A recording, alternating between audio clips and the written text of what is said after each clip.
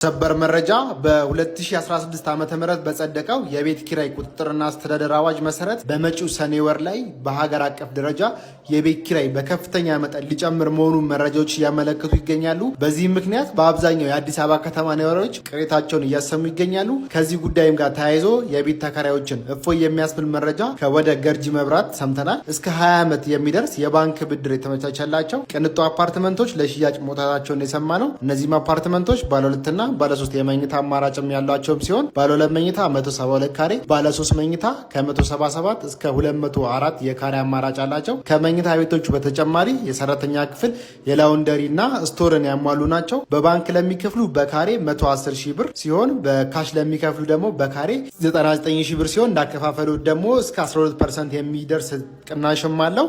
ቅድመ ክፍያ 20%ን ከፍለው ቀሪውን 20% በአንድ ዓመት 60%ን ደግሞ እስከ 20 ዓመት የሚደርስ የባንክ ብድር ይዘን መጥተናል። የኔ መሰለ አፓርትመንት የግሉ ለማድረግ ከስር በማስቀምጥላችሁ ስልክ በመደወል ሳይቱን በአካል መጎብኘት ይችላሉ። እንደዚህ የቤትና የሱቅ መረጃ እንዲደርሳችሁ ደግሞ አካውንታችንን ፎሎና ላይክ ማድረጉትን አይርሱ። እናመሰግናለን።